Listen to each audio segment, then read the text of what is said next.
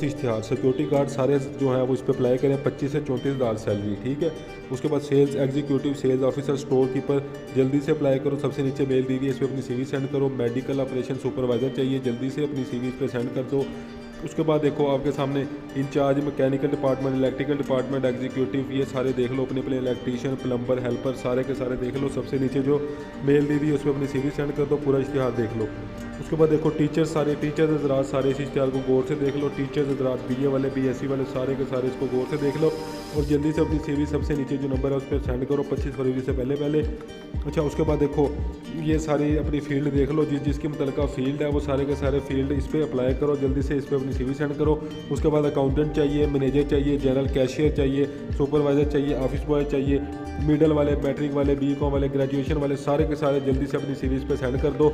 उसके बाद देखो quality assurance manager, production pharmacy वाले सारे जो है इस पर अप्लाई कर दो। उसके बाद देखो सिक्योरिटी स्टाफ चाहिए जी, सिक्योरिटी स्टाफ वाले सारे के सारे ज़रात इस पर अप्लाई कर दो। उसके बाद सिक्योरिटी स्टाफ वाले ये देखो, ये 1 मिनट में 10 इश्तिहार अगर ऐसे रोज़ाना की बुनियाद पर नौकरियाँ चाहिए तो चैनल को सब्सक्राइब कर दो। डेली बेसिस पे ऐसे नौकरियाँ यहाँ पे मिलती हैं और वीडियो को लाजमी लाइक करके